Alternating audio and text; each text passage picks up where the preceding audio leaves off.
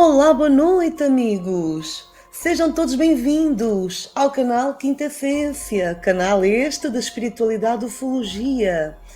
Temos esta noite conosco o Sr. Joaquim Fernandes, ufólogo, e vai se apresentar para nós melhor, para que todos vocês o possam conhecer, pois é a primeira vez que vem ao canal Quinta Essência, e ele vai nos trazer como tema da nossa live as outras Fátimas e Apocalipses. Eu peço, amigos, que possam divulgar esta live aos vossos amigos, familiares, o vosso like, que é muito importante para que o YouTube possa dar relevância ao nosso conteúdo e possa transmitir a mais pessoas.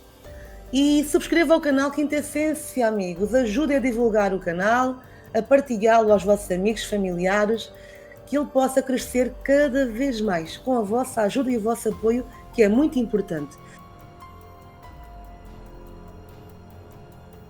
Vamos então ao nosso amigo convidado, Joaquim Fernandes. Boa noite, amigo. Gratidão por ter aceito o meu convite e estar aqui comigo nesta noite, transmitindo um conhecimento muito importante para todos. Muito obrigado, Cláudia, pelo convite. É um gosto também estar aqui consigo e com quem nos segue para partilhar alguns tópicos que têm sido problemáticos ao longo do tempo. Eu diria desde que a humanidade se reconhece, que se enfrenta também com mistérios, com problemas novos, para os quais desde o imediato não é possível encontrar soluções. Começa, por exemplo, que há bocadinho estávamos a falar sobre a questão do trovão ou dos trovões, não é? Sim. Que, enfim, nas primeiras idades dos homens seriam, digamos, equivalentes à linguagem dos deuses mal dispostos, por exemplo, não é? E obviamente só com o conhecimento científico é que lentamente se conseguiu integrar essas manifestações no léxico do conhecimento, da ciência, desde a física, as ciências sociais, ciências humanas, etc.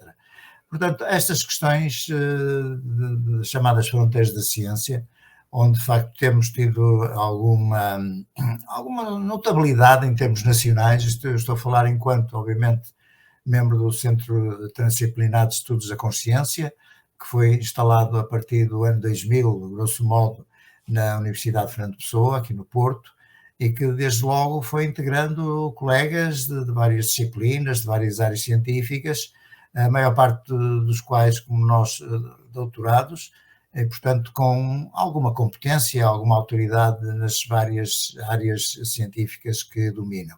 No meu caso concreto, permitam, obviamente, desde já completar a apresentação.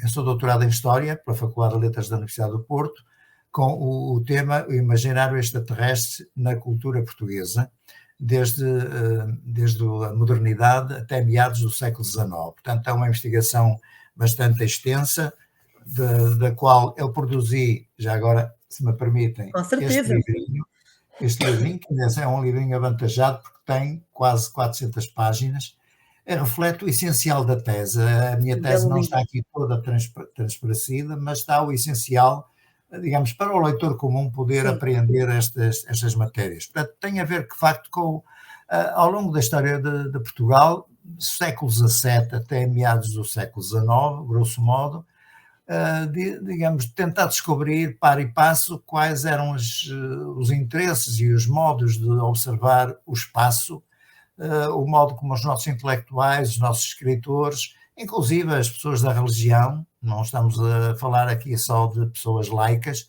mas também de religiosos, tentaram interpretar, enfim, os enigmas do universo, olhando para o céu e perspectivando aquilo que poderia estar nas estrelas, poderia estar acima das nossas cabeças, digamos assim.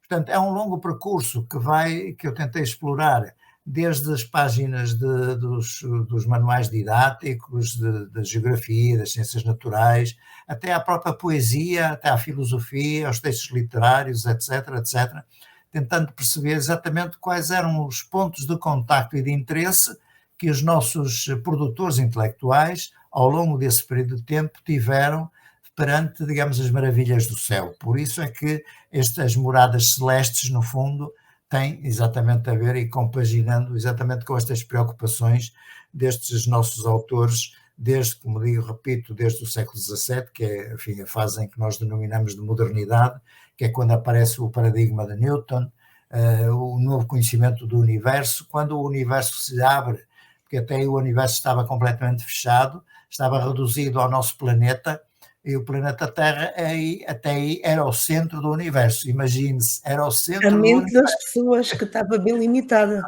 Exatamente, portanto estávamos extremamente limitados enquanto perspectiva global sobre o cosmos que nos integra.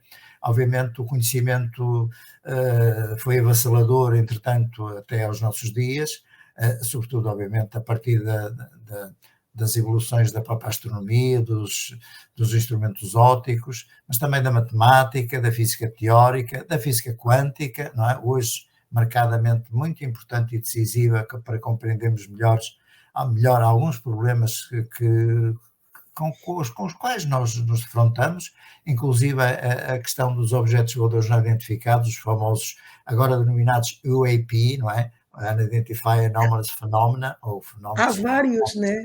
não é? Portanto, esses novos contributos, novos aportes, têm sido hoje, pelo menos nas últimas décadas, com destaque para o trabalho que estamos aqui a fazer. Obviamente, há sempre que enfatizar o nosso trabalho, porque a gente sabe que há outros colegas lá fora que têm feito trabalhos muito interessantes e importantes, mas o que importa é que estamos a falar dentro de casa, não é? E interessa que as pessoas também que nos ouvem saibam que tipo de trabalho, que tipo de obras é que estão a ser publicadas, que tipo de abordagens é que podem vir a contactar, porque infelizmente Sim. não é muito fácil a partilha destas novas abordagens, a não ser, obviamente, através dos livros que vamos publicando. Eu, pessoalmente, que vou publicando, enfim, já tenho alguns, já tenho quase 2 dezenas de obras, incluindo, obviamente, traduções em inglês, neste caso Estados Unidos, França, Itália, Espanha e Itália, inclusive, Itália, Espanha e França, exatamente. Nomeadamente quando se fala na questão de Fátima, não é? Da trilogia de Fátima, que foi publicada enfim, ao longo dos últimos anos, na sequência dos trabalhos que, em parceria com a minha colega de História, a doutora Fina da Armada, infelizmente já falecida, em 2014, mas que com ela, digamos, iniciamos um trabalho de escavação, se quisermos, dos fundamentos da fenomenologia de Fátima, consultando os documentos originais. Isso é que era o grande problema, não é, que se colocava em relação à temática de Fátima, porque muita gente obviamente acredita naquilo que quiser acreditar, nas suas versões, nas suas interpretações diversas sobre o que ocorreu em Fátima, mas a generalidade das pessoas, eu diria 99,99% das pessoas não fazia a mínima ideia que existia documentação original em Fátima, que nunca tinha sido estudada até mais ou menos ao início dos anos 80. Portanto, imagine-se já o trabalho que vocês tiveram para aceder a essa documentação, é isso? Foi, felizmente houve essa licença de consulta, consulta de material até à data completamente vedado aos investigadores, aos historiadores laicos. Só, digamos, as pessoas da Igreja Católica é que tinham tido, digamos, a permissão e a possibilidade de estudar esses documentos originais, cujo estudo veio a revelar pistas absolutamente inéditas e surpreendentes que nós viemos a publicar em 2 ou 3 livros, que penso que, enfim, algumas pessoas que nos ouvem terão conhecido. Infelizmente, alguns desses livros, 2 ou 3, estão esgotados. Estou agora a tentar preparar uma edição revista e aumentada de um desses livros, que tem a ver com a construção do famoso segredo, do terceiro segredo de Fátima, que muita gente, obviamente, na generalidade já ouviu falar, mas que escassíssimas pessoas fazem a mínima ideia de como é que foi construído ao longo do tempo, nomeadamente durante a reclusão da Irmã Lúcia aqui nos conventos em Espanha, no norte da Galiza, nomeadamente em Tui e em Pontevedra. Foi aí que ela redigiu a parte substancial daquilo que se veio a consignar como o conteúdo do terceiro segredo de Fátima, né? Portanto, enfim, é um primeiro lançamento das questões que eu deixo aqui ao critério da Cláudia, se quiser, enfim, projetar mais alguma questão a partir daqui. Com certeza. Então, todas as suas obras são referente às pesquisas, a relatos que foi vivenciando ao longo dos anos? O que é que elas, assim, no seu geral, compõem? Pronto, então vamos começar do princípio. Então vamos começar exatamente por este As livrinho que outras saiu, Fátimas, que é o nosso saiu tema. infelizmente no pior ano da pandemia, 2021, e foi de certo modo um bocadinho abafado em termos da sua difusão. Eu penso que ele merecia ser lido e interpretado de outra maneira, com mais abrangência, Claro, com mais plateia, se quisermos, claro. porque condensa de facto, esta obviamente é uma obra pessoal, não em parceria com a doutora Fina da Armada, é um desenvolvimento pessoal de outras pesquisas que eu fiz na literatura religiosa sobre, digamos, essa tradição lendária, e se quisermos mesmo milenar, das chamadas aparições marianas, ou seja, referentes a, enfim, supostas aparições de entidades luminosas associadas ou identificadas pelos videntes, pelas testemunhas, como sendo representações vivas de Nossa Senhora Mãe de Jesus Cristo. No fundo, toda a gente já percebeu qual é o sentido desta interpretação quando falamos em aparições marianas. Obviamente, nós aqui colocamos aqui, entre aspas, aparições marianas, porque, enfim, foi nossa, digamos, aquisição ao longo do tempo de investigação, e eu refiro que a investigação e o estudo dos arquivos originais de Fátima, enfim, devorou-nos cerca de 6 anos de estudo intenso, não é? Intensivo. Paralelamente ao estudo da bibliografia já conhecida e publicada até essa data sobre o mesmo problema de Fátima. Portanto, foi uma revisão completa Total. daquilo que existia já publicado, fora os novos dados reveladores que nós fomos encontrar no arquivo do Santuário de Fátima, não é? Entretanto, este livro, entretanto, foi compilado já com outras fontes, nomeadamente com fontes do século XVIII. Eu estudei, digamos, à minúcia, o grande repertório do Frei Agostinho de Santa Maria, que foi um frade que em 1712, 1714, publicou um grande repertório de aparições marianas, incluindo aparecimentos de estátuas, de pequenas estátuas que eram, digamos, atribuídas às representações das senhoras e que originaram muitos cultos dedicados à Virgem Maria por esse país fora, nomeadamente na zona norte e centro do país. Porque é evidente que, como sabemos, a parte sul do país teve uma influência islâmica muito maior do que o norte e o centro de Portugal, que tiveram, digamos, uma presença cultural muito mais marcada, muito mais vincada, digamos, do catolicismo. E aí a penetração do elemento islâmico e muçulmano não foi tão forte, e esse elemento muçulmano, digamos que ocupou e minimizou muito no sul do país o próprio culto mariano. Portanto, esse aspecto cultural é muito curioso, não é? Para se perceber exatamente porque a predominância no norte e centro de Portugal de dezenas e dezenas de invocações da Senhora, da chamada Senhora Mãe de Cristo, com as mais diversas designações, nomeadamente e quase sempre relativas ao local onde essas manifestações tinham lugar. Portanto, eu nesse estudo do Frei Agostinho de Santa Maria descobri mais 53 casos onde a aparição mariana é identificada como algo de vivo, algo de substancial, ou seja, referente a uma pessoa, enfim, luminosa, não nenhuma reprodução, não estamos a falar aqui de estátuas, nem de madeira, nem de pedra, nem nada. Estamos a falar aqui de referências onde as testemunhas, nomeadamente, na generalidade, como sabemos, quase sempre jovens, crianças, e com uma grande predominância de raparigas e de mulheres também, como sabemos, não é? Davam conta da aparição de entidades femininas vivas, ostentando uma grande luminosidade e partilhando sempre com elas, quase sempre, uma espécie de mensagem, mas também, e aí, na grande maioria das situações, o convite, ou diríamos quase uma ordem para que os videntes ou as testemunhas construíssem uma capela no local desse encontro.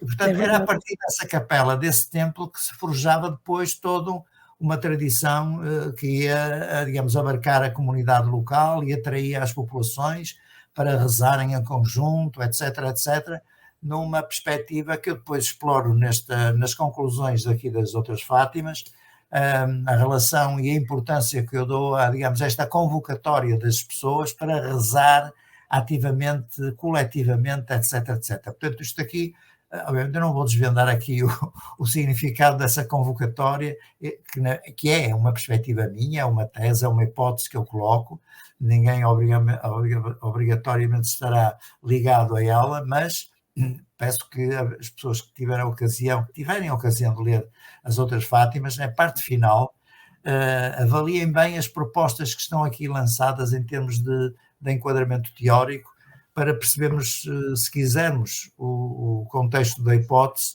que tenta justificar a presença desses seres luminosos entre nós, que estão identificados, ou que se identificam, auto-identificam com a Virgem Maria, ou digamos neste caso, Senhora, Mãe de Cristo.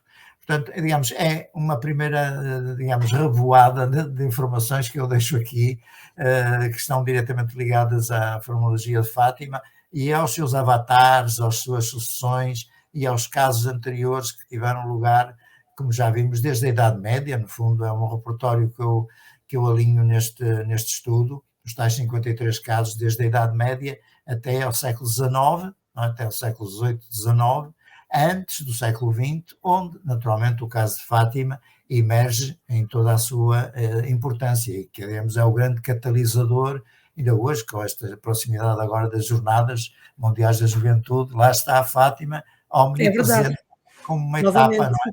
Portanto, não deixa de ser ainda um peso marcante na mitologia contemporânea em torno destes fenómenos marianos, enfim, que obviamente que eu e outros colegas interpretamos de outra maneira, fora do âmbito religioso, não é? Fora da interpretação que a generalidade dos católicos e dos crentes faz, mas obviamente isto é a liberdade intelectual e científica que temos, porque se todos pensássemos da mesma maneira, o mundo era muito cinzento, não é? Portanto, é mesmo. Não tinha graça absolutamente nenhuma. É verdade. É assim que se avança no conhecimento, também com erros, com algumas certezas, sobretudo com hipóteses de trabalhos que depois podem ou não ser, digamos, verificados ou não na prática, na experimentação, enfim, que a ciência vai fazendo. Portanto, digamos que é este o primeiro grande tópico que eu gostaria de deixar aqui lançado para as pessoas poderem avaliar, refletir, comentar, etc, etc, não é?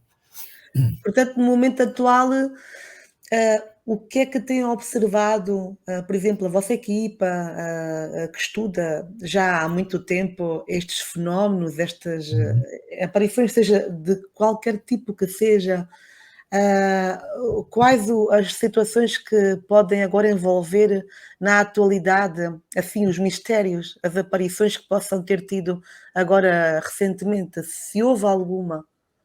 É claro que há sempre manifestações que vão ocorrendo ao longo do planeta e o caso concreto, obviamente, Portugal não escapa a essa regra, não é? Nós, de facto, aqui no nosso Centro Transdisciplinar de Estudos da Consciência temos um largo arquivo de muitos casos, temos uma longa estante de arquivos de casos investigados ao longo das décadas mais passadas. Obviamente nós começamos com isto também em plena juventude, não é? Também é preciso perceber isso, porque de outra maneira não havia um acervo tão grande que hoje atinge cerca de 700 casos que temos arquivados aqui no STEC, na Universidade de Fernando Pessoa. Obviamente situações muito diversas, fenómenos noturnos, fenómenos diurnos, observações de entidades ditas humanoides na presença de testemunhas, com algumas situações chocantes, algumas situações de receio, até de medo, naturalmente, situações em que as pessoas perdem também a noção de tempo, digamos, observações de objetos estruturados, de aparência metálica, outros minimamente luminosos, também com a sua ostentação luminosa, que é sempre um fator muito interessante e importante deste tipo de fenómenos, não é? Parece que tentam impressionar as pessoas com a sua luminosidade, com as suas deambulações súbitas, mudanças de velocidade, acelerações, etc. Aliás, são esses os detalhes que estão a ser agora discutidos exatamente nas sessões do Congresso dos Estados Unidos, pelas várias testemunhas que têm sido chamadas. É exatamente a impossibilidade de explicação física, pelo menos à luz da física que nós conhecemos hoje, 2023, não é? Que não permitem uma explicação mundana, não permitem uma explicação terrena às manifestações desse tipo de objetos, porque de facto eles atingem velocidades instantâneas de 0 para não sei quantos Mach de velocidade em frações de segundo, não é em segundos, é em frações de segundo. Depois a sua metamorfosidade, digamos, a sua capacidade de transformação da sua forma, a fusão inclusive de objetos num só objeto e vice-versa, a separação a partir de um objeto em vários objetos, a sua capacidade de passar de vários níveis da atmosfera, inclusive para a superfície líquida dos oceanos e a saída da superfície dos oceanos para a atmosfera superior. É verdade.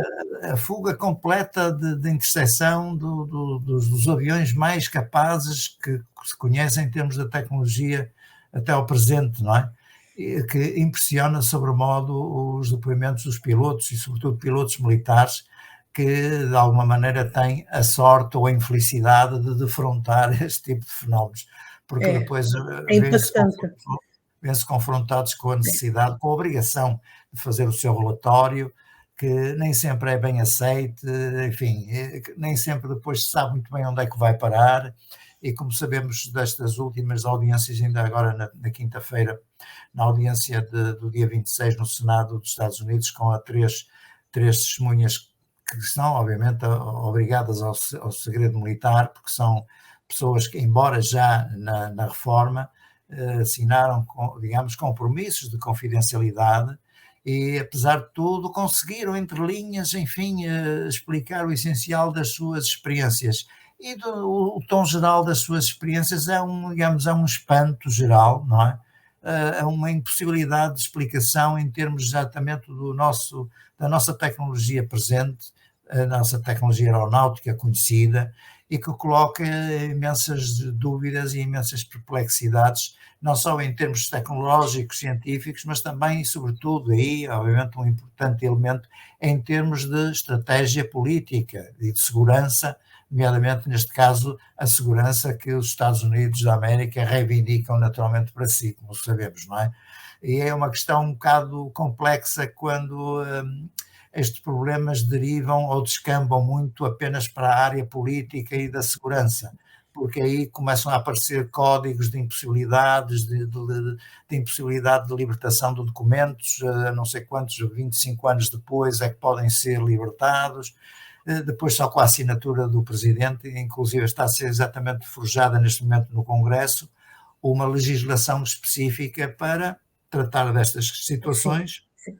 Que envolve não só, digamos, as vivências dos pilotos militares, mas também as vivências dos pilotos civis, do pessoal de terra, etc, etc. Portanto, aqui um conjunto de muitas vias travessas muito complicadas e nada fáceis digamos, de aceitar e de integrar numa perspectiva científica pura e dura, não é?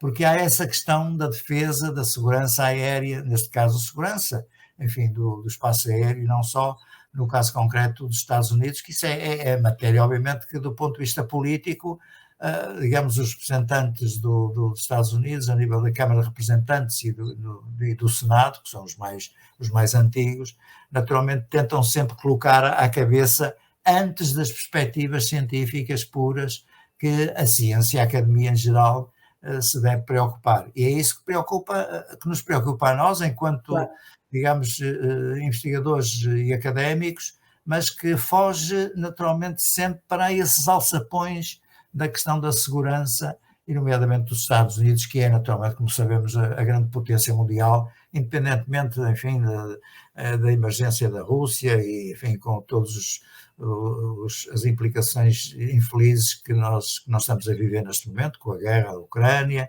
a emergência de outras potências como a China, enfim, como outros potenciais parceiros que estão a surgir e que, enfim, se calhar estão também a tentar perceber o que é que se está a passar no seu espaço aéreo, estão a tentar perceber aquilo que os seus concidadãos lhes transmitem às forças de segurança, saber de facto o que é que estamos a passar em termos planetários, no fundo.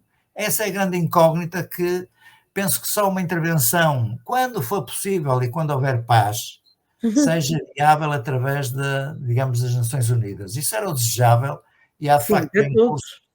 há em É curso verdade. um projeto liderado pela República de San Marino, que enfim é um pequeno estado entalado ali entre a Itália e a Suíça, não é? Ao qual nós também estamos a dar colaboração enquanto o projeto Stella e, digamos, a comunidade científica portuguesa que está implicada nesta investigação, através da exopolítica, do nosso amigo, nosso colega Francisco Mourão Correia, que citou há bocadinho, não é?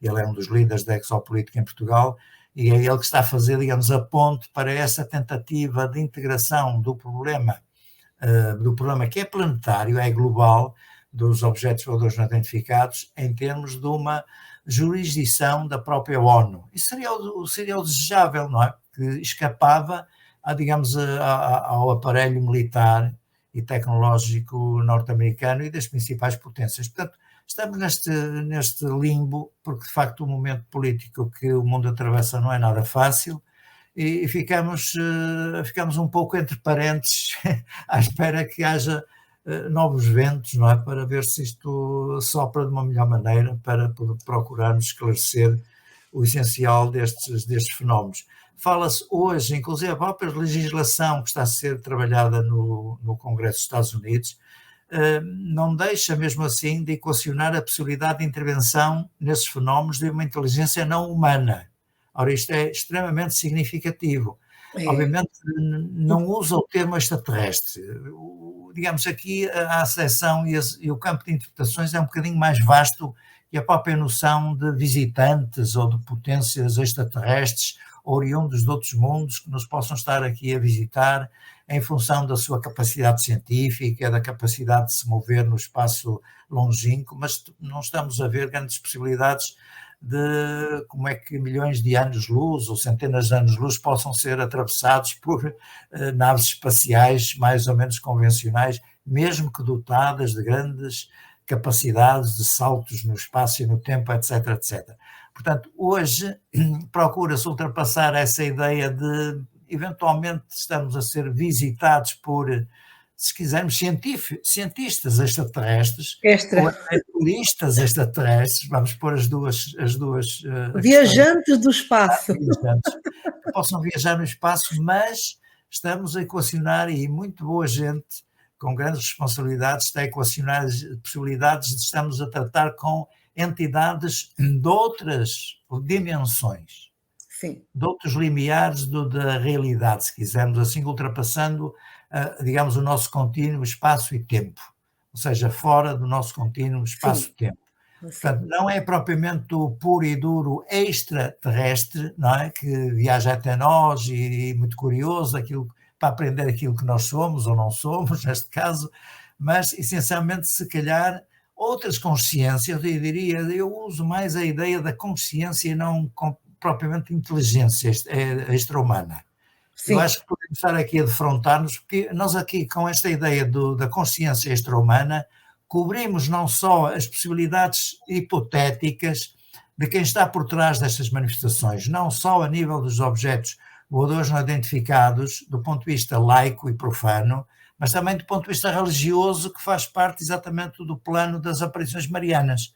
Podemos estar aqui exatamente a tratar com outras consciências que interferem de alguma maneira connosco, quer sobre a capa do religioso, neste caso, a aparição mariana, que é adequada à nossa cultura, é adequada à cultura de muitas das pessoas que são contactadas, porque obviamente a cultura, enfim, católica é predominante no nosso caso português, e não só, no mundo católico em geral, obviamente, e não fazia sentido nenhum que essas entidades, vamos supor, ou essas consciências, ou essas inteligências, se apresentassem diretamente aqui a um povo extremamente religioso sob a capa de um viajante que vem das estrelas, não fazia sentido nenhum. Não fazia. Portanto, mesmo. A ideia é exatamente passar-se, se quisermos, sob a capa de uma entidade religiosa que conhece os nossos hábitos, a nossa cultura religiosa, a nomenclatura que nós usamos, Nossa Senhora, São José, Jesus, os anjos, etc. Portanto, identificando-se facilmente e dando, digamos assim, uma espécie de à vontade às próprias testemunhas, que são, de uma maneira geral, como sabemos, gente jovem, digamos, entre os 7, os 11, 12 anos, que estão ali nos limites, no caso das raparigas, no limite da puberdade, não é? Portanto, é um aspecto extremamente importante que eu destaco, aliás, neste livro das outras Fátimas, quando faço a caracterização, digamos, do tipo de testemunhas que vivencia normalmente digamos, a vertente religiosa das aparições, neste caso as aparições ditas marianas, mas também outras situações profanas de aparições e manifestações de entidades luminosas que, não sendo identificadas com a figura da Virgem Maria, nem com São José, nem com o Cristo, nem nada, nem com os anjos, se identificam com eventuais inteligências de outros planos de existência.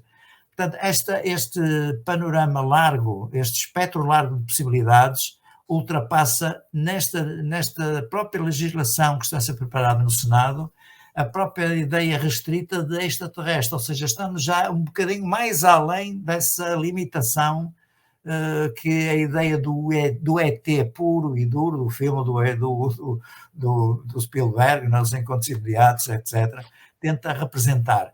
Portanto, é obviamente algo mais complexo, porque obviamente em termos matemáticos e físicos, nós conhecemos e admitimos um universo com 11 dimensões passíveis de existência, comprovadas matematicamente, e onde obviamente há aqui interferência no plano das velocidades, das passagens, digamos, de plano para outro plano, de observado e não observado, o desaparecimento súbito no próprio local, que é uma característica também destes objetos, que estão constantes em alguns relatórios importantes dos militares, que têm sido agora discutidos, o seu desaparecimento súbito, estão ali e no milésimo segundo deixam de estar ali. Eu já vi alguns pequeninos vídeos apagam uma luz, de aparições que as pessoas gravam mesmo até na estrada quando conduzem, e veem, por exemplo, uma pessoa entre os carros e quando estão quase próximo dela, a pessoa desaparece do nada. Exatamente. Portanto, há de haver vídeos que sejam reais, há de haver outros que possam ser alguma montagem, porque hoje em dia já se faz claro. tudo e mais alguma coisa, temos que saber analisar, não é? De acordo. É preciso extremamente um cuidado extremo na análise, e por isso é que hoje, felizmente, temos recursos muito mais sofisticados do que tínhamos, enfim, há 2 ou 3 décadas atrás, mas também é verdade que no caso da fotografia, a fotografia digital de hoje não permite uma análise tão rigorosa como se podia fazer com a velha película antiga das fotos que tinham negativo. Sim, era outra qualidade. Eu estou a falar, eu não sou especialista em fotografia, mas colegas que fizeram durante muito tempo e fazem há muito tempo esse tipo de análise confirmam exatamente isso. Era muito mais fácil de aferir a veracidade de um objeto qualquer fotografado na velha película fotográfica do negativo, não é? Do que hoje na fotografia digital dos nossos telemóveis, etc. É muito mais falível uma análise de hoje do digital como era antes na fotografia do velho negativo. Portanto, há estes avanços e recuos, há coisas em que estamos melhores, outras coisas eventualmente que perdemos alguma coisa, mas o que interessa colocar aqui e sublinhar aqui, que me parece vital, é de facto informar as pessoas que hoje há um grande interesse e um crescendo de interesse da comunidade científica, não só portuguesa, mas internacional, mas obviamente cabe a mim falar nos exemplos dos nossos colegas das universidades portuguesas que estão representados no projeto Stella, neste caso, e que estão integrados também no STEC da Universidade de Fernando Pessoa, que representa exatamente esse contributo maior no sentido de uma seriedade e de uma capacidade, digamos, técnica, no sentido de promovermos conhecimento, mais-valia de conhecimento relativamente àquele que tínhamos, obviamente, há 30 ou 40 ou 50 anos atrás, onde as coisas passavam muito pelos velhos estigmas dos marcianos verdes, não é?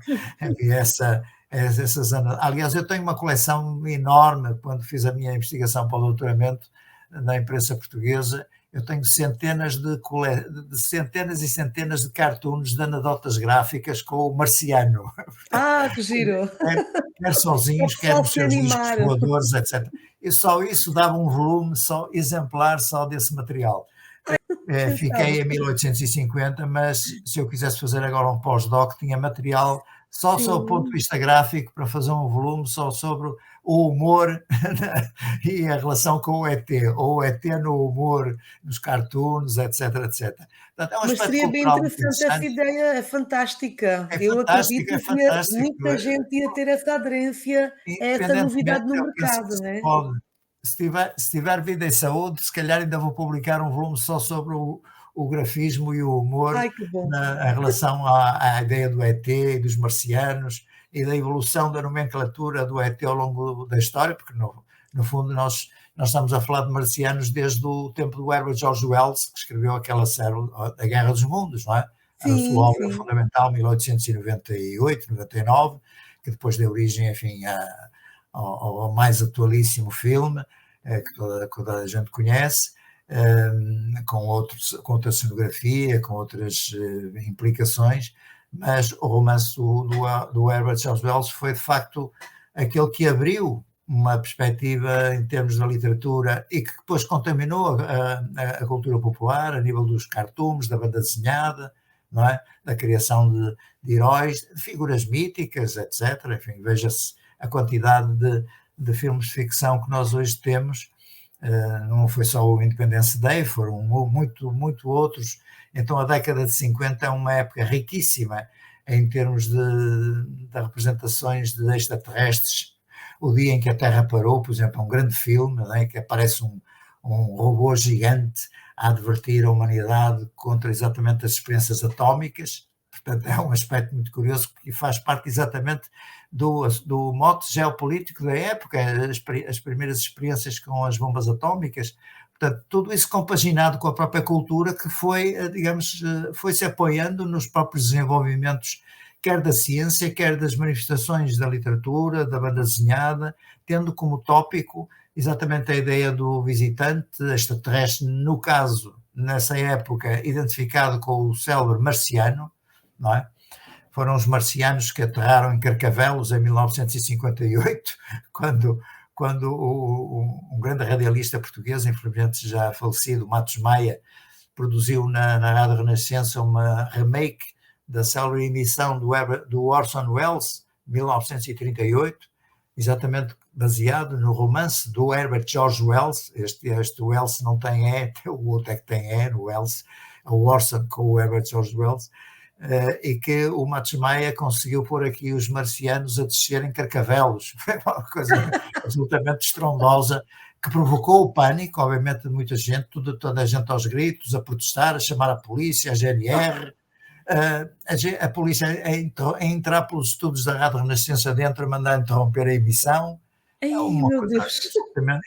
Aliás, eu transcrevo isto exatamente neste outro livro, O Os Apocalipse. Apocalipse.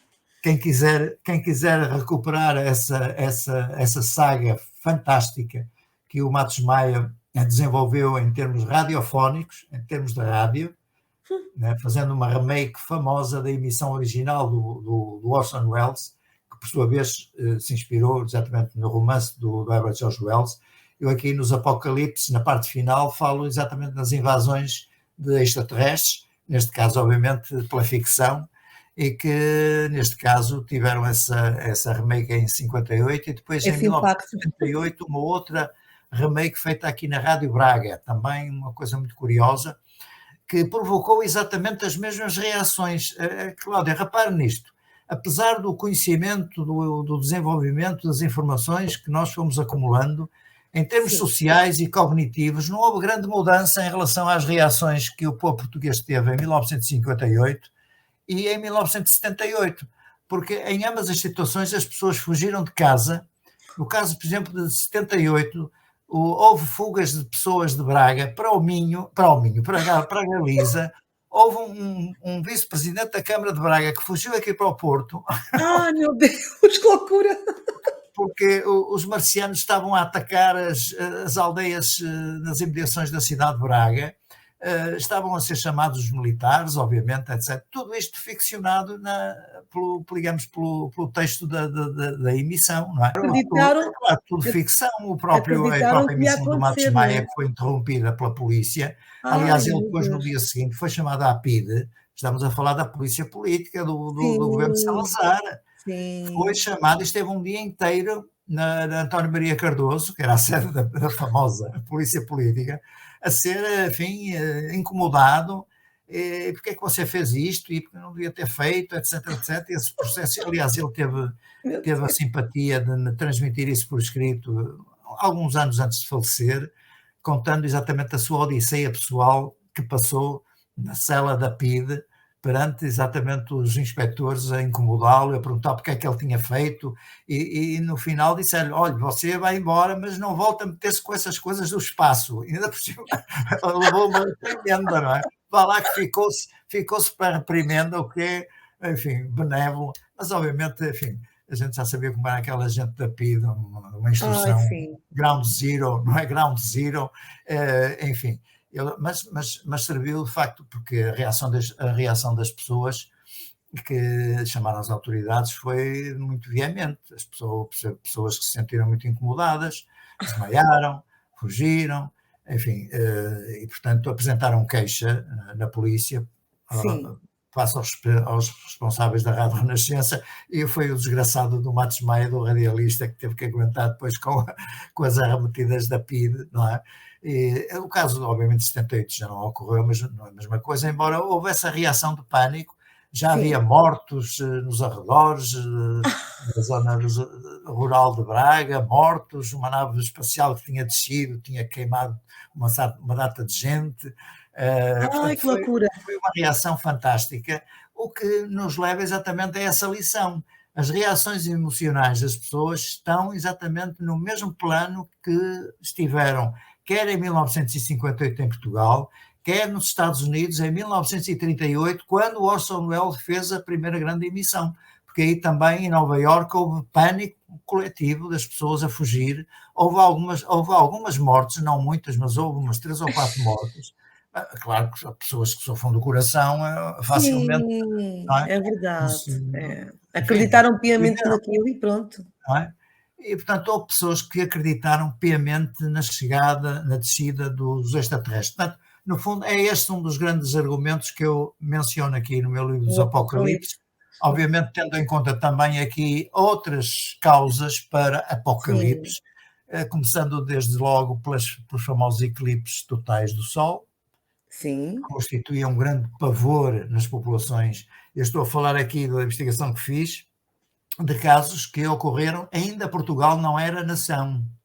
Estou a falar aqui ainda de um Portugal romano, se quisermos, ou suevo, ou visigodo, que foram registados nos nossos anais históricos, de referências a eclipses. Temos, por exemplo, aqui um caso muito importante do reinado de Dom Sancho I, em que, de facto, foi uma escuridão total, houve pânico total, as pessoas refugiaram-se nas igrejas, obviamente, pensaram que era o fim do mundo, que ficou tudo escuro gradualmente, não é? E as pessoas obviamente não entendiam nada da astronomia, nem estavam para aí viradas, os padres também não ajudaram à missa, como costuma dizer, dizendo que se calhar era mesmo o fim do mundo, e portanto as pessoas trataram foi de confessar-se, porque estavam à espera dos seus últimos dias, não é? Dias não, últimos minutos, se quisermos. Portanto, temos aqui um rol muito importante que começa com os eclipses, mesmo antes de Portugal ser Portugal, depois passa pelas famosas pestes da Idade Média, a famosa peste negra, que teve aqui uma grande repercussão também em Portugal, aliás, por toda a Europa, houve dezenas de milhões de mortos que a peste negra provocou, e aqui em Portugal tivemos algumas centenas de milhares de mortos, estão devidamente contabilizadas. Pronto, depois é a passagem de cometas, a aproximação de cometas, que também é um fator de grande terror. Eu lembro aqui no meu livro o caso do cometa Halley, em 1910, foi o caso mais elaborado e mais significativo que tivemos, mas para além de outros casos que tivemos ao longo do século XIX, o caso do Halley foi digamos, pré-anunciado com muita antecedência por um astrónomo francês, o Claude Flammarion, que pretendia que iríamos ser envenenados pelos gases da cauda do cometa quando a Terra atravessasse exatamente a cauda do cometa, Halley. Portanto, a atmosfera terrestre ia ficar envenenada por esses gases e a população, os seres vivos da Terra iam todos morrer. Ora, isso foi anunciado com 3 ou 4 meses de antecedência. Imagine-se a predisposição, não é, já das pessoas para, ao aproximar de maio, isto estava anunciado, o fim do mundo estava anunciado para o dia 19 de maio de 1910, que era exatamente na altura em que o choque cometário se dava com o nosso planeta, o envenenamento da atmosfera, e as pessoas estavam preparadas para morrer. Nossa, incrível isso. Obviamente, no plano religioso, as pessoas, enfim, correram para as igrejas, etc., especialmente no campo, especialmente nas áreas rurais de Portugal, não é? Enquanto que nas grandes urbes, nomeadamente em Lisboa, fazia-se festas. É curioso. Os restaurantes tinham as suas esplanadas com grupos de música a tocar, à espera que o mundo acabasse. Chegasse o fim do mundo. Exatamente.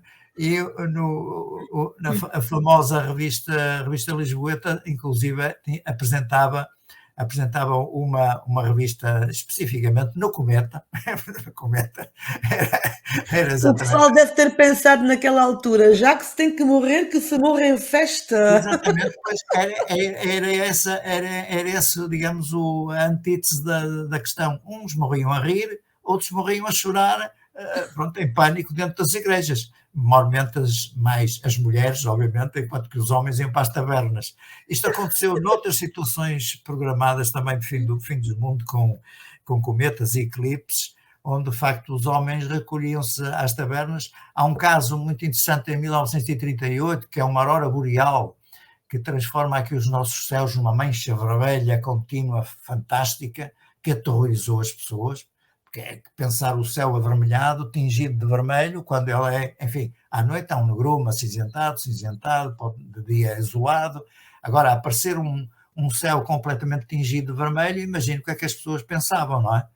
Na altura pensou-se algumas explicações, era a guerra civil, eram os bombardeamentos aqui no norte da Galiza, com a guerra civil de Espanha e tal, mas de facto foi de facto uma grande aurora que desceu aqui às nossas latitudes, com uma coloração fora do vulgar, porque normalmente a coloração das auroras boreais, como sabemos, nos extremos norte, são esverdeadas, aquelas cortinas, não é, que nós conhecemos. Elas têm multicolores às vezes. Ocorreu que aqui é uma latitude mais baixa, que não é muito difícil de ocorrer mais esse tipo de fenómeno. O céu tingiu-se de vermelho, evidentemente pelas condições da presença de determinado tipo de gases na composição da atmosfera nesse momento. Em vez de ser esverdeado, passou para o avermelhado. Houve aqui uma disputa quase Benfica-Sporting.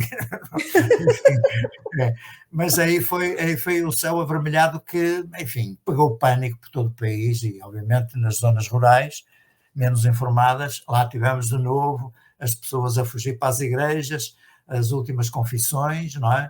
E os homens a ir para a taberna a celebrar o carpe diem, como dizem os latinos, goza o teu dia, né? Carpe diem. Exato. Portanto, tivemos este rol de acontecimentos. Portanto, no fundo, são estes vários fins do mundo na história de Portugal que eu acho que mereciam ser reconhecidos e lidos por quem nos vê, quem nos ouve, porque de facto são situações, reparem, são páginas da história, páginas desconhecidas da história de Portugal, que não são ensinadas nas escolas, não é?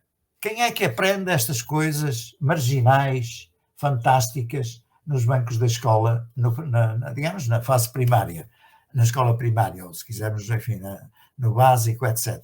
Sim. São aspectos que normalmente são omitidos, porque hoje valoriza-se mais, como sabemos, a fase política, a história política, com alguns aspectos da história económica e social, etc, etc. Mas esses aspectos que têm a ver com a história da cultura e das mentalidades escapam de uma maneira geral, não é? O amigo que faz aqui a introdução muito simpática ao livro, o Dr. Miguel Real, que diz que os meus livros retratam uma espécie de retorno do recalcado, ou seja, aquilo que muitas pessoas escondem e vão escondendo ao longo da história, ao longo da sua Sim, e vida, não se divulga, etc, não se etc, não é? sabe. Portanto, esse Exatamente. recalcado tem sido, enfim, na medida do possível, tem sido expresso nas minhas investigações e nestes trabalhos, Sim, sim. concretamente, que passei agora a expor. Do outro campo da fenomenologia OVNI, o UAP, obviamente tendo aqui a mostrar o trabalho que eu publiquei em 2018, Portanto, os aí são famosos vários relatos, não é? ficheiros secretos à portuguesa, com relatórios, com base nos relatórios oficiais, quer da Sim, Força Aérea, quer da GNR, quer da Polícia de Segurança Pública, onde houve intervenções, obviamente, de testemunhas civis, mas também testemunhas militares, pilotos sim, civis, que transmitiram as suas experiências e que foram estudadas e canalizadas para departamentos oficiais. Portanto, eu fiz esta sim. recolha, que é bastante exaustiva e bastante Com significativa, não é? certeza que sim. À Aqui de Portugal, portuguesa, ou sim, sim. seja, avistamentos de Ficheiros fenómenos secretos de à cidadãos portuguesa. portugueses, não é? Boa. Ocorridos desde 1940, inclusive os Desde primeiros os tempos relatos que mais nós antigos. temos, os primeiros relatos que nós temos em termos oficiais, em termos de documentos, são documentos gerados na base das lajes pelos americanos, por exemplo, com pilotos que atravessavam o Atlântico e quando chegavam aos Açores viam assim umas luzes estranhas e eles eram obrigados a notificar os comandos daquilo que observaram e esses documentos que têm aqui citado eram canalizados para o projeto Blue Book nos Estados Unidos, por exemplo. Portanto, temos aqui experiências desde os anos 1948, salvo erro, depois a partir daí, porque a base das lajes originariamente, em função das negociações do pós-guerra, foi, digamos, dada à jurisdição de Inglaterra, antes de ser depois passada para os americanos. Portanto, primeiro foi a Inglaterra que tomou conta da base e depois passou para a jurisdição norte-americana, que enfim, continua hoje, enfim, embora com escala mais reduzida, mas continua a ser hoje gerida pelos americanos, como sabemos, não é? E, portanto, tem material oficial desde essa época, finais dos anos 40, até aos nossos dias, não é? Até casos importantes, aqui com o pessoal da Força Aérea Portuguesa, com objetos vistos em pleno dia, etc., digamos, com uma introdução, enfim, de um grande amigo nosso, enfim, também felicidade já há 2 anos, o general Conceição Silva, que foi o chefe de Estado-Maior da Força Aérea, Sim, que teve a amabilidade de escrever o introito, o prefácio do meu livro. Portanto, é mais, digamos, uma nota de verosimilhança e de veracidade e claro. de rigor de todo o material que está aqui, porque ela era uma pessoa muito conhecedora deste tipo de fenómenos, um interesse que já vinha desde o pai, que era comandante da Marinha e que era astrónomo amador, e que se prolongou depois na chefia do Estado-Maior chefia do Estado-Maior da Força Aérea e depois Estado-Maior-General das Forças Armadas, que ele depois também assumiu esse cargo.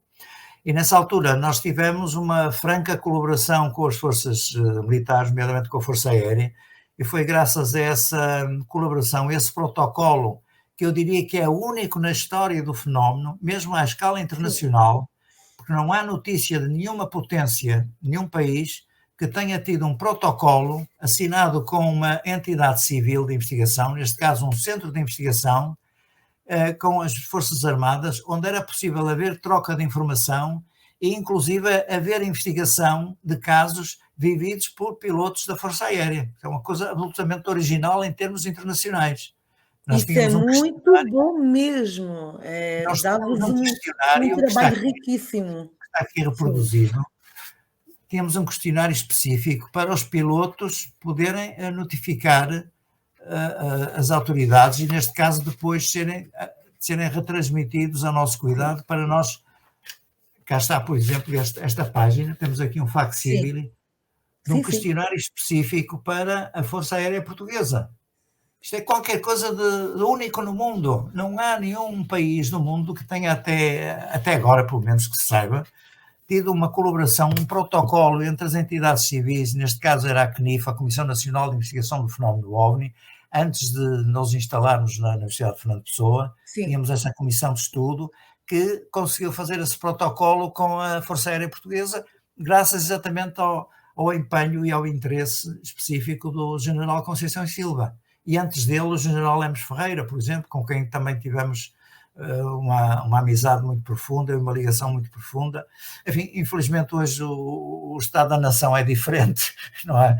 Face à atmosfera global que se vive em termos de defesa e de estratégia militar e da gestão dos blocos políticos e estratégicos, mas nessa altura foi possível, estamos a falar finais da década de 80, década de 90, etc., onde estes casos foram tratados exatamente com a possibilidade de investigadores civis se deslocarem junto dos pilotos militares e junto dos aviões na base aérea específica para fazer a investigação. Isto não acontece em mais sítio nenhum. Nunca aconteceu em mais sítio nenhum, naturalmente, com as exceções dos casos em que os pilotos, neste caso os norte-americanos, trataram de serem inquiridos pelos seus superiores hierárquicos, mas sempre no plano militar, de militar para militar e não de civil para militar. Isto nunca aconteceu em sítio nenhum.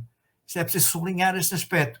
Portanto, este é, de facto, uma herança muito importante que esperemos que possa ser duplicada nos próximos anos. Como digo, a atmosfera atual não é propícia a este tipo de colaboração, infelizmente, não é? Sabemos muito bem por todos os motivos, há outras prioridades muito mais complexas, mas, enfim, esperemos que no futuro possamos vir outra vez a dispor, ou se quiser, a próxima geração, não já a minha, mas a próxima geração poder dispor deste tipo de colaboração, eventualmente se houver algumas novidades da rumba, como se costuma dizer, decorrentes destas audiências do Congresso americano, que possam abrir novas portas e novas perspectivas, não é? Que coloquem alguma clarificação nesta questão, porque de facto continuamos um bocado baralhados nesta questão, é ET, é terrestre, não é terrestre, é tecnologia avançada. Há muitas formas de vida, é muito vasto, como o Joaquim referiu no início da nossa live, porque o próprio NTSI que a maior parte das pessoas refere, eles têm características totalmente diferentes uns dos outros de acordo com o mundo em que habitam. Há uma diferenciação muito grande. Há uma diferença muito grande entre eles, a nível de evolução espiritual. Muito grande, a transformação do próprio objeto noutros objetos, em vários objetos, depois a fusão num objeto único, perfeitamente. As escapatórias súbitas, instantâneas, estar ali naquele lugar no milésimo de segundo seguinte já deixou de estar. Uma série de detalhes que têm sido recolhidos e bem caracterizados. Nós temos que ver também que abaixo dos nossos pés temos os intraterrenos também, eles realmente existem na cavidade da Terra. As pessoas pensam que a Terra em si é um globo, mas na realidade não é um globo. Ele é todo cheio de orifícios, buracos, uns maiores, outros mais pequenos.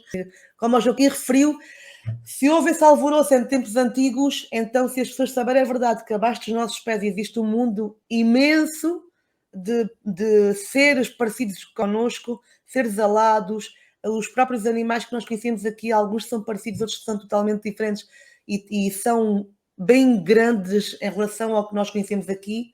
Tem que ter um preparo enorme a nível de consciência para estar preparado para a realidade que existe dentro do nosso mundo. Porque nós não estamos sozinhos, como o Joaquim tem pesquisado ao longo dos anos, não só eles podem vir de fora, como muitas vezes podemos observar seres da própria intraterra, que eles habitam mesmo. Aí tenho as minhas reservas, porque de facto nunca tive a oportunidade de encarar ou de tratar diretamente com essa hipótese, não é? Enfim, tenho tratado com os supraterrenos, que já são bastantes, são centenas e centenas de testemunhos e de situações que se desenrolam, obviamente, em plena atmosfera. Eu aí, obviamente, não tenho experiência própria, tenho aprofundado a questão, como sabe, das experiências marianas ao longo da história. Sobretudo essa é um aspecto que tem evidenciado relações óbvias com os fenómenos modernos, laicos e profanos. Portanto, há apenas aqui, digamos, máscaras, mas que a essência de ambas as situações, no fundo, é a mesma, não é? A máscara religiosa e a máscara profana, mas que depois, se calhar, encobertam ou encobrem uma terceira via ou uma terceira alternativa que serve para as duas modalidades. quer a nível do religioso, quer a nível do civil ou do profano dos nossos dias, uma versão mais tecnológica, não é? Sim. Mas são questões realmente muito complexas, mas onde, repare, é importante, e a Cláudia há bocadinho citou e mencionou esse detalhe, a consciência de facto tem uma importância fundamental que está hoje a ser evidenciada, inclusive está a ser trabalhada por alguns dos nossos colegas das áreas das ciências, das neurociências, por exemplo. Temos aqui vários colegas, o professor Mário Simões, o professor Manuel Domingos, portanto, gente qualificadíssima, que está também habilitada a tratar das questões dos tempos perdidos pelas testemunhas, chamada, enfim, do lapso temporal, quando vivem alguma situação de perda de tempo que não conseguem conscientemente explicar onde é que estiveram, não é? Como sabe, também está familiarizada com isso. Isso acontece com alguma frequência.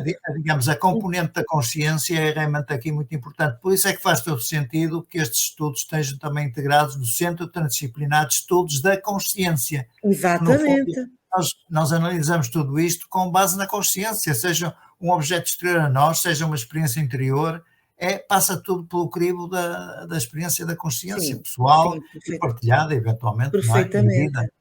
Portanto, estas superdimensões são especificamente, se calhar, muito, muito mais compreendidas ao nível de intervenção da nossa consciência, porque de um lado temos o objeto exterior a nós, mas por outro lado temos a nossa interpretação e os nossos filtros que nos são dados pela nossa consciência, não é? Através dos chamados estados alterados, os chamados modificados de consciência. Portanto, há aqui, digamos, toda uma nebulosa de situações que se imbricam umas nas outras e fazem com que este problema não seja apenas a notificação de um objeto externo que se passeia à nossa frente, faz umas piruetas, faz umas demonstrações.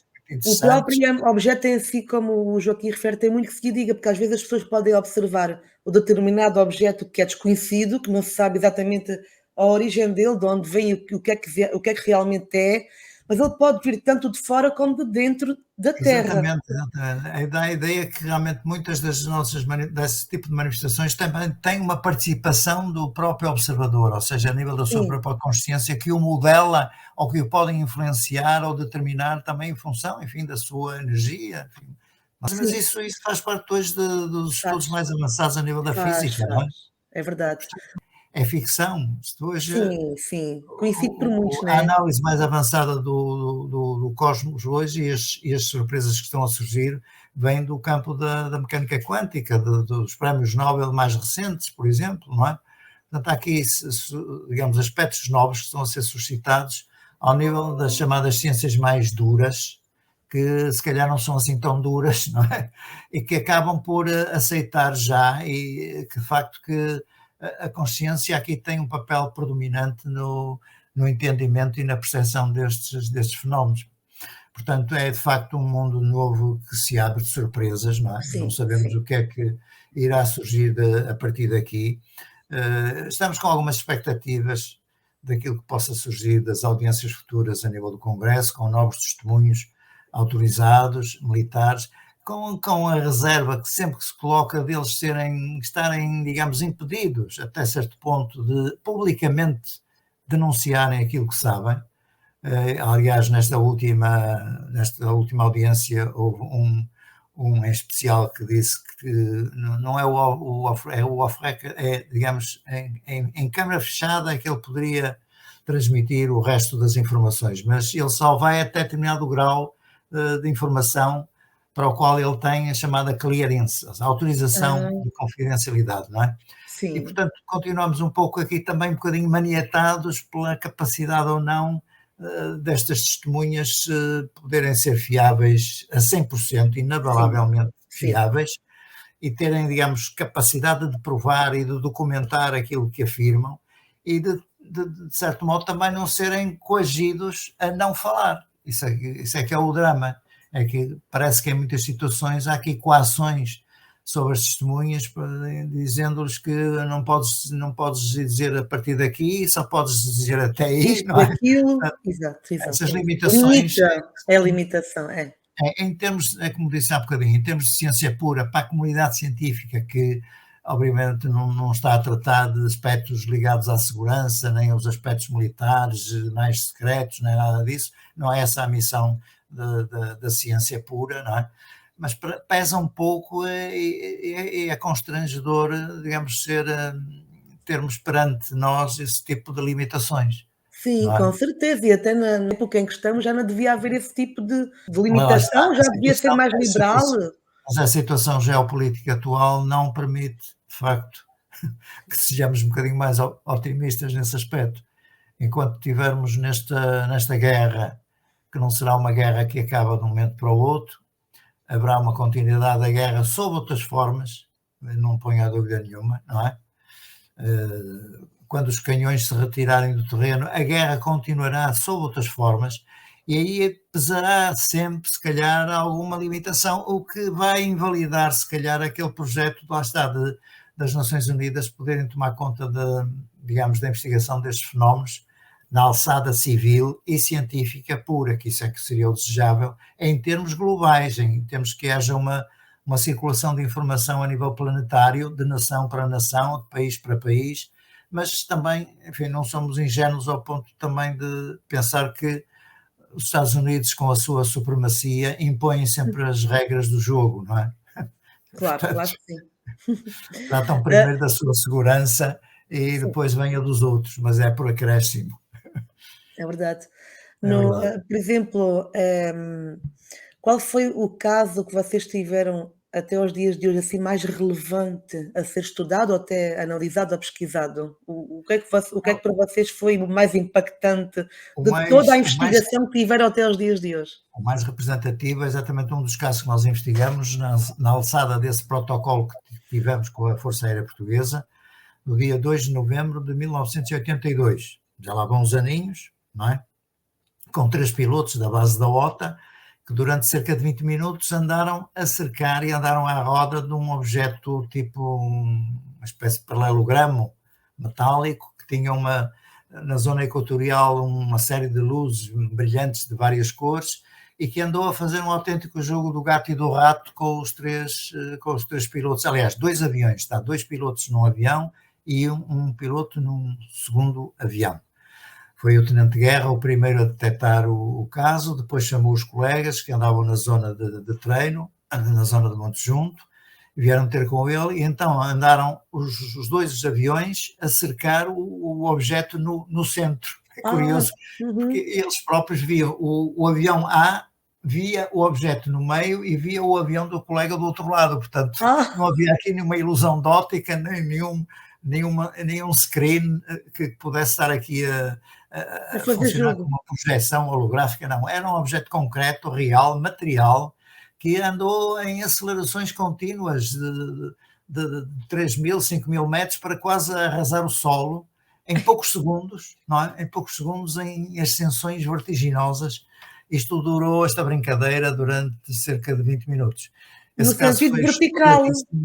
Exatamente, na vertical, para além depois das acelerações em parabólicas, acelerações que obrigavam os aviões a grande esforço para fazer as curvas, porque obviamente eram aviões de treino, não é?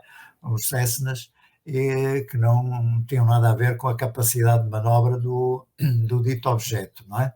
Era um objeto ainda razoável, cerca de 2 a 3 metros de diâmetro, foi uma perspectiva fácil de deduzir, porque exatamente o objeto foi visto com o segundo avião em fundo, portanto foi fácil de determinar pelo Tenente Guerra, tendo em fundo o segundo avião dos colegas e tendo o objeto a meio, foi fácil determinar as dimensões desse objeto. Essa investigação durou uns meses largos, foi inclusive produzido um relatório muito complexo e muito completo, que inclusive teve inquéritos psicológicos, enfim, que é a norma nestas situações, para ver de facto da credibilidade e do equilíbrio dos pilotos, mas os pilotos militares com aquela capacidade quase sempre dão mostras de rigor, de cuidado visual, de equilíbrio, etc, etc. Não é qualquer pessoa que vai lá para cima, não é? Fazer brincadeiras se não estiver, Sim, se não estiver em boas condições psicofísicas, não é? sim, é muito sério mesmo. Portanto, esse caso foi, como digo, estudado em loco, na base da OTA, que eles eram 2 aviões, 3 pilotos à base da OTA, com autorização, como disse, do Estado-Maior da Força Aérea e do nosso amigo, infelizmente já falecido, General Conceição Silva, e foi possível fazer um relatório que tem cerca de 170 páginas. Não é propriamente um subscrito, não é? Não é propriamente uma folha Foi um A4, bom desenvolvimento. são 174 páginas, que aliás os estrangeiros ficam espantados com a minúcia do relatório de investigação, que foi feito exatamente no trabalho de campo, depois trabalho de análise de especialistas sobre o trabalho de campo, sobre os vários contextos, desde as vertentes técnicas, aeronáuticas, meteorológicas, astronómicas, psicológicas, sociológicas, meteorológicas, enfim, todos os condimentos e enquadramentos possíveis para se definir um caso como possível não identificado. Todo esse tipo de trabalho tem que ser feito e todo esse trabalho foi carreado para esse relatório, que é o relatório mais extenso e mais complexo e também mais significativo que nós temos nos nossos arquivos. Isso é maravilhoso. E é bom que todo o pessoal que nos acompanha aqui que saibam realmente disso, porque nós temos É, realmente uma casuística portuguesa muito rica, desde os tempos antigos até aos atuais. está E aqui tratado. Querem ver esta fotografia, estão a ver aqui sim, os sim, investigadores, nossos perfeitamente, colegas, consegue-se ver, diretamente a sim. investigar com os pilotos o próprio avião que Sim, interveio no avistamento da exato. OTA, não é? Dá para ver muito bem, sim, sim. Portanto, Perfeito. estão a ver que isto não foi brincadeira de amadores, não é? Claro, claro, Olha eram aqui profissionais. no esboço que foi feito do objeto, Dá para ver, sim, perfeitamente. Com também não certeza. foi propriamente um Meio computador, ovalado, sim, isto era sim. metálico, isto era nuts and bolts, como dizem os americanos, isto era, Sim, não é porcas e parafusos, que é a tradução literal do termo, mas exato. era algo metálico, algo concreto, que tinha Dá uma para ver, sim. capacidade brutal de aceleração, não é? E que andou a jogar positivamente Uhum. ao gato e ao rato com os pilotos. Aqui as entrevistas dos Sim. nossos colegas com os pilotos militares, estão a ver? Dá para ver, dá, Em perfeitamente. plena base Dá sim. da OTA. Portanto, está Sim, tudo aqui reproduzido à minúcia no muito meu bom, livro. muito bom mesmo. Quem quiser Hum, familiarizar-se com esta investigação, é uma investigação única, é a investigação, digamos, sim, global, desde os anos 40 até praticamente aos nossos dias, não é? Os nossos muito dias, enfim, bom. da década de 2008, saber que é o último caso que nós temos aqui carreado, que eu pude recolher. Outras situações também ligadas à Marinha, também não é só a Força Aérea que contribuiu com os casos, Sim, a temos Marinha também contributos tem também da própria imensos casos de GNR, avistamento a tivemos nível do também mar. protocolos muito interessantes com a própria GNR, a nível do interior rural, que obviamente a GNR tem uma vocação específica. Enquanto a PSP é urbana, a GNR está mais vocacionada, como sabemos, para os territórios interiores, não é?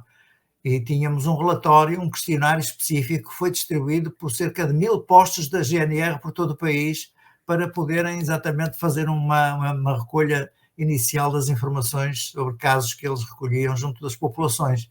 Portanto, isto é algo que é parecido àquilo que hoje em França, no caso francês, a Gendarmerie francesa faz em relação aos testemunhos que ocorrem em França. Situações do género que as pessoas transmitem e a missão, neste caso da Gendarmeria, está associada ao Centro Espacial de Toulouse, faz este trabalho de intercâmbio e de colaboração, digamos, com esse tipo de força paramilitar, que é o equivalente à nossa GNR, não é? A Gendarmeria francesa, com as autoridades depois do Centro Espacial de Toulouse, onde está sediada a comissão que estuda estes fenómenos. Sim, Portanto, sim. enfim, é um historial realmente muito vasto, não é? Muito bom mesmo. Com coisas singulares que nos podemos orgulhar e sublinhar e destacar que poucos países têm. Neste Sim, caso concreto, nenhum outro país conseguiu fazer este protocolo neste caso com a Força Aérea Portuguesa, com a GNR, com a PSP, etc., aproveitando exatamente a boa vontade destes dois oficiais generais que eu citei, os generais Conceição Silva e o general Lemos Ferreira. sim, sim. É realmente assombroso mesmo essa descrição que foi feita, e relatada nessa época. Isso mostra realmente a eficácia e o profissionalismo das pessoas envolvidas, né, que deixaram os seus testemunhos de livre e espontânea É preciso vontade, sempre né? alguma coragem, principalmente quando há algumas repercussões físicas, emocionais, Sim, psicológicas, etc. E sim, sobretudo também a questão da preservação digamos, do ambiente social, porque há sempre uma reação a nível do meio social que pode não ser favorável à transmissão e ao conhecimento dessas experiências. Portanto, há sempre uma espécie de coação, não é? Não fales nisso, que é é, vergonha, tem, não é? tem pessoas Não que é tem jeito assim, nenhum, isso é uma vergonha e tal. Portanto, há sempre esse fator de coação social que o próprio meio pode infletir sobre as testemunhas. sim, Portanto, já agora, complementando a minha informação dos tempos presentes, recordar também a investigação que eu fiz nesta base do imaginário extraterrestre na cultura das portuguesa, moradas um celestes. trabalho único em termos de história. Podemos dizer que, em termos de história, foi a primeira tese de doutoramento apresentada numa academia europeia, não só portuguesa, mas também europeia. Obviamente há outras teses de física, psicologia, astronomia, etc, etc, mas a este nível da história das ciências e da história propriamente dita, esta foi a primeira que foi apresentada numa universidade portuguesa e europeia. Portanto, neste caso, acho que também é um aspecto que os mais interessados e curiosos podem ler. Claro que obviamente é uma linguagem um bocadinho mais complexa, Mais mais erudita. sofisticada. Obviamente, enfim, é uma tese doutoral, não é propriamente um texto de jornal, não é um artigo de Sim, jornal. sim, sim. E temos aqui a parte ilustrativa de situações de Dá para trabalhos ver, antigos que eu citei, não é? De perfeitamente. artigos da teologia, da astronomia, de factos Muito bom. ligados aos eclipses, à Sim, astrologia, história do mundo, olha, muito visões de bom. objetos curiosos que parecem alfenges e facas Esses e utensílios, espadas, sim. etc. Uhum. O que traduz um pouco também a mentalidade das guerras da época, do século XVII, não é? Havia cometas que atravessavam e eram vistos, pareciam alfenges, Pareciam esse tipo de utensílios, não é? Que eram conforme se usados pelos observava. turcos. Portanto, isto é muito interessante, digamos, também é a projeção da cultura da época Sim, na configuração do objeto que é observado nos céus. Temos aqui o perfeitamente. padre, toda a gente conhece esta figura também, já agora, Sim, sim, dá para ver. o padre António Vieira. O padre António Vieira, para além de grande pregador e de grande cultor da língua portuguesa, foi um dos primeiros astrónomos que registou passagens de cometas, quando ele estava no Brasil. Eu tenho aqui citados relatos do próprio António Vieira, que são únicos, que foi a única testemunha que teve a possibilidade de registar passagens de alguns cometas, que aliás que ele valorizava muito em termos de profecias, não é? As profecias do Portugal do futuro, depois da restauração portuguesa, depois da libertação de 1640, depois do fim da chamada monarquia com Filipina, não é? Com os Filipes, e o padre António Vieira, digamos que especializou-se muito na profecia política e lia muito os sinais do céu. Isso é ótimo. Não é? Aliás, ele tem outra expressão relacionada também com o Eu também céu. chamo assim, Ele, sinais. ele dizia, ele chamava a mentira azul do céu, porque o céu não era azul, o céu é azul exatamente com a presença dos gases, Sim, sim. gases que durante o dia, em função da radiação solar, dão-nos esta configuração desta Azulada, banda é que verdade. rodeia o planeta, que dá aquele tão azulado que é o planeta azul, não é? No fundo é essa a ideia, mas de facto o céu não é azul, o céu, se formos em termos astronómicos, o céu é de um negrume total, é negro, breu, com É altura, estamos a escuro. falar de 1650, 60, 80. Já O tinha uma padre António mentalidade Vieira muito à já tinha frente. essa noção que o céu não era azul, atenção, era uma mentira. Portanto, são estes aspectos fabulosos que eu registrei, entre muitos outros, não é? Aqui no meu trabalho de investigação, que Sim, para quem quiser está disponível, e este livro ainda está disponível, ao contrário de um ou outro, dos tais iniciais de Fátima, que estão completamente esgotados. Mas este está disponível para quem quiser perder ou ganhar algum tipo de Ganhar conhecimento conhecimento, que é extra, sempre maravilhoso, né? algum Quem tipo de procura conhecimento. e vai atrás dos mistérios da vida, né? De É tudo o verdade, que é ovniologia, que nós é só conseguimos arranhar alguns aspectos destas realidades mais profundas, não é?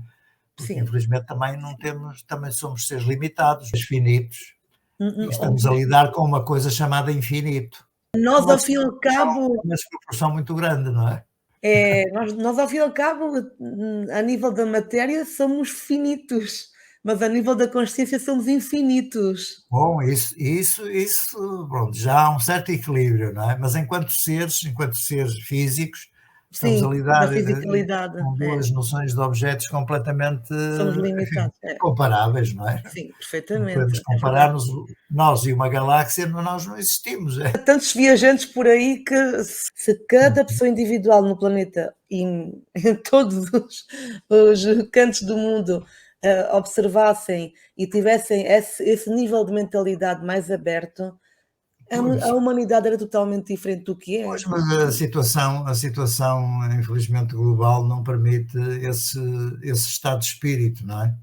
Para isso era preciso não termos mais nenhum problema de subsistência, de sobrevivência, etc, etc, existencial, que está sempre na primeira linha. E, infelizmente, enquanto houver esse primado, essas prioridades, as pessoas não vão para a filosofia, pois já o É, adágio latino diz primeiro viver, depois filosofar. Mas primum vivere edendo filosofare, é, como dizia o adágio latino. E, portanto, infelizmente, mesmo com os avanços e com os progressos, enfim, da chamada pós-modernidade, da civilização mediática e tudo quanto se alega podermos ter conquistado, há outras prioridades. E hoje as coisas não estão muito fáceis para pôr as pessoas a pensar profundamente em coisas mais profundas. passo, sim, sim. passo o pleonasmo, não é? É, Mas, mesmo. enfim, talvez uma outra humanidade, se quisermos, no futuro possa chegar lá. Se, entretanto, não nos autodestruirmos, é preciso assinalar isso, não é? Ah, sim. Nós precisamos de paz no mundo, e um equilíbrio total de todas as mentes humanas no coletivo, também com o planeta em si, Né, Para que se já, está para já temos a garantia teórica dos astrofísicos que a nossa estrelinha, que é a nossa fonte de vida, o Sol, que é uma estrela mediana, coitada, está a meia idade, já está em meia idade, é uma senhora veneranda de meia idade, não é propriamente já uma jovem, tem 4,5 mil milhões de anos. E supõem os astrofísicos que restam mais 4,5 mil milhões de anos de vida ao nosso Sol. Acabando essa vida, nós extinguimos-nos enquanto sistema solar, porque ela depois dilata, transforma-se numa anã vermelha e devora os planetas interiores do sistema solar, que se calcula até mais ou menos até Marte, ou seja, Mercúrio, Vênus, Terra, Marte serão completamente devorados, queimados, não é? Destruídos pela expansão do Sol, que vai começar a verificar-se muitos milhões de anos antes, e pior do que isso, a questão do aumento da temperatura, porque essa anã vermelha dilatando-se vai aumentar de temperatura na ordem de centenas e milhares de graus Celsius. Portanto, aí, já nessa altura, a vida nesses planetas, incluindo a Terra, será de todo impossível. Portanto, a civilização irá terminar muito antes dos 4,5 mil milhões de anos, que é, digamos, a data limite teórica para a existência dos planetas interiores, incluindo a Terra. Eventualmente Saturno, Júpiter poderão safar-se, porque também eles próprios são grandes gigantes, eles são quase autênticos sóis, não é? Mas do ponto de vista teórico será esse o destino. Aí sim, aí esse é o verdadeiro fim do mundo. Aí não há volta a dar-lhe, não há retrocesso possível, não é? Bom, depois é evidente que dessas cinzas se calhar vão nascer outras estrelas, e dessas estrelas vão nascer outros planetas e outras humanidades. É um é uma projeto evolução, inacabado, e evolução, é que é exatamente. mesmo, é. Aliás, como dizia uma poetisa que eu tenho aqui retratada, a Marquesa da Lorna, uma grande poetisa finais do século XVIII, pertencia a uma família que foi perseguida pelo Marquês de Pombal na altura das perseguições dos atentados ao Dom José. A Marquesa da Lorna tem poesias notáveis voltadas para o céu, voltadas para o firmamento. Foi algo que ninguém se tinha dado ao cuidado de analisar e de verificar. Eu tive, obviamente, a necessidade de ler a obra poética integral da Marquesa da Lorna para descobrir poesias fantásticas que ela produziu no decurso da sua clausura, porque ela estava presa no mosteiro de Celas, mas de noite, claramente tinha as suas janelas, ela ia para a janela ver o céu estrelado e ela como que se apaixonou pelo céu. É um aspecto fantástico da poesia dela, é o seu namoro com o céu. E ela depois aprofunda filosoficamente essa relação que ela tem com o céu e com as estrelas. E ela sugere, este é um aspecto muito, muito pioneiro e absolutamente precoce, ela adivinha que depois da morte ela irá viajar feliz de estrela em estrela. Repare nisto, Cláudia, isto é perfeitamente a ideia da metempsicose, da reencarnação, obviamente a metempsicose entre humanos e animais, a reencarnação é, digamos, de pessoa para pessoa. Mas ela tinha a ideia de, quando morresse, não é? Viajar feliz, viajando de estrela em estrela. Portanto, a ideia que ela tinha já de, pronto, eu acabo aqui num sistema solar, dissipo-me em cinzas, mas vou parar a outra estrela e vou renascer aí noutra condição, se calhar noutra forma, mas de todo modo, digamos, progredindo a sua evolução, o que é muito compaginável e compatível com a ideia da evolução dedutível da lei da reencarnação, enfim, para quem obviamente aceita esta tese, não é? Mas é uma poesia extraordinária, porque de facto descobre aspectos fantásticos. Ela não tinha lunetas astronómicas, ela limitava-se a olhar para as estrelas. Simplesmente olhava, observava. Enfim, para aquelas estrelas passíveis de observação no céu, e digamos, imaginou uma série de poesias muito, muito, muito interessantes que tive a ocasião de recolher aqui na minha investigação doutoral. Que maravilha! São pequenos resquícios. Exatamente. É impossível em alguns Para nós é uma super aula. É uma super aula, pronto, mas é a aula possível, porque é mesmo aflorar os aspectos mais superficiais, mas também são os mais exemplificativos. Sim. Que eu posso dar da minha investigação, que de alguma maneira estão aqui vertidos em algumas obras que são passíveis de leitura. Agora, era importante que as pessoas pudessem ler, porque de facto aquilo que eu possa dizer fica sempre muito, digamos, na superfície, não é? Na periferia da riqueza de algumas coisas que estão aqui contidas nesta investigação, quer a parte da investigação mariana, quer os fecheiros secretos, quer os apocalipses, quer este tema, obviamente, das moradas celestes, do imaginário extraterrestre na cultura portuguesa. Enfim, foi o possível. Temos aqui realmente um programa cheio de provocações para as pessoas em casa poderem começar a analisar, descortinar os mistérios. De facto, uma coisa é ler-se na imprensa ou nos mídias, viu-se isto, aconteceu aquilo, outra coisa é de facto haver um aprofundamento documentado, rigoroso, sério, com os aportes científicos competentes de todas essas manifestações e, portanto, infelizmente nem sempre é possível fazer este tipo de trabalho, mas sempre que for possível, naturalmente fica aqui o apelo e o convite a qualquer pessoa que queira fazer o seu depoimento no site do Stellar. Há um questionário específico que podem preencher e com os seus dados podem manter o anonimato e a confidencialidade, isso não está em questão, e que depois possa ser analisado pelos colegas, enfim, das diferentes áreas, da física, da astronomia, da psicologia, etc., etc., com o apoio também de algum esquema, algum desenho que possam introduzir para facilitar depois a interpretação daquilo que nos possam fazer chegar. Portanto, continuamos, obviamente, ao dispor e abertos aos contributos de todos Que os bom. portugueses, e exatamente desses portugueses específicos que estão a acompanhar aqui ao vivo.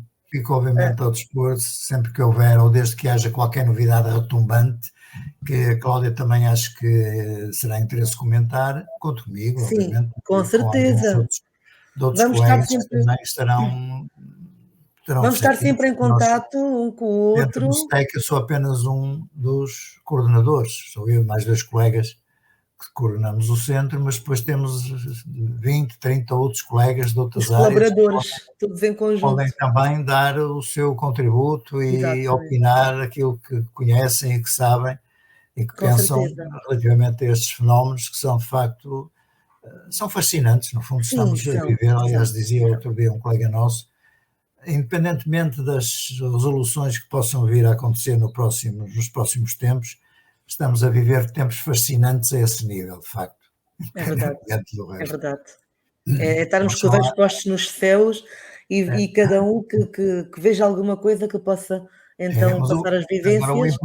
o importante era realmente, pronto, isto voltar à paz para termos outras consciências mais Sim, aplicadas e concentradas naquilo que verdadeiramente interessa, sobretudo na análise científica destes problemas e excluindo a vertente militar, estratégica, segurança e não sei quê, que são, digamos, aspectos, infelizmente, que têm que estar presentes e estão hoje presentes nesta problemática. Vamos é esperar verdade. melhores dias. Com certeza, e Eu anos já vir para estou a todos ficar nós. sem voz. Já estamos os dois. Mas enfim, Mas foi possível, espero que tenham cla gostado. claro, com certeza. Eu gostei E espero bastante. que tenha despertado aí o bichinho da curiosidade para Sim, saberem mais sim. daquilo que tenho publicado e tenho, enfim, apontado nos meus livros e revelado, de alguma maneira, coisas novas que tinham estado escondidas até há muito pouco tempo também. Exatamente. Resolvem-se alguns mistérios, mas aparecerão outros necessariamente. Os Outros, mistérios são estamos inacabáveis. sempre Não estamos haja sempre ilusões em quanto a busca isso, de teremos sempre coisas novas para descobrir, porque isso é a lógica do conhecimento, não é? é É a verdade, é lógica do verdade. conhecimento. E o destino do conhecimento é descobrir coisas novas a É, partir das chamadas anomalias, daquilo que parece que não joga bem com o conhecimento que se tem em determinado momento histórico. é verdade. Ok? Joaquim, eu agradeço imenso a sua presença, de ter aceito o meu Obrigado, foi um convite gosto aqui também estar para vir consigo. ao canal Obrigado. Quinta Essência e desejo a todos vocês uma ótima noite. Eu peço mais uma vez que possam partilhar esta live aos vossos amigos familiares.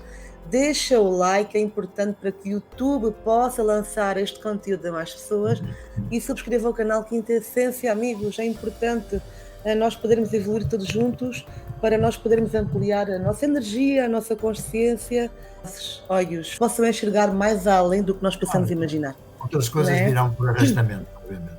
Exatamente. Então, como eu digo sempre, amigos, gratidão de coração para coração e para Obrigado. todos vocês aí em casa e até uma próxima jornada de conhecimento, amigos. Gratidão, até um próximo encontro. Muito obrigado.